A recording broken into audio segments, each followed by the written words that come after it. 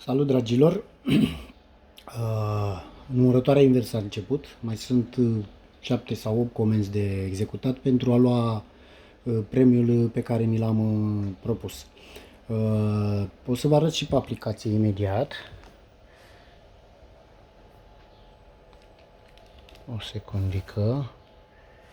Ok, hai să facem și clarul. Da. Deci avem în a 10-a zi 166 de lei până la 3, până la ora 3. Avem așa.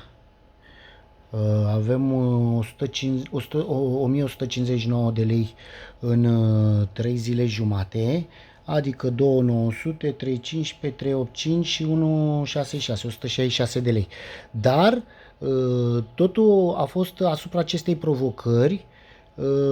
Avem 89 de comenzi executate, da, am depășit deja 3 dintre cele 3 praguri, și anume 67 de comenzi, 78 de comenzi, chiar 88 ceva mai devreme, iar promit că ultima cursă, cea de-a 96-a, o să o înregistrăm.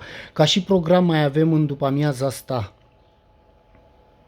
aici, mai avem aceste 3 ore de la 15 la 18 și mai aveam și asta de la 20 la 21, dar le-am scos, că am considerat că am timp să fac 8 comenzi în 4 ore, adică câte 2 pe oră. E imposibil, dacă nu mi le dă, atunci o să selectez și următoarea oră.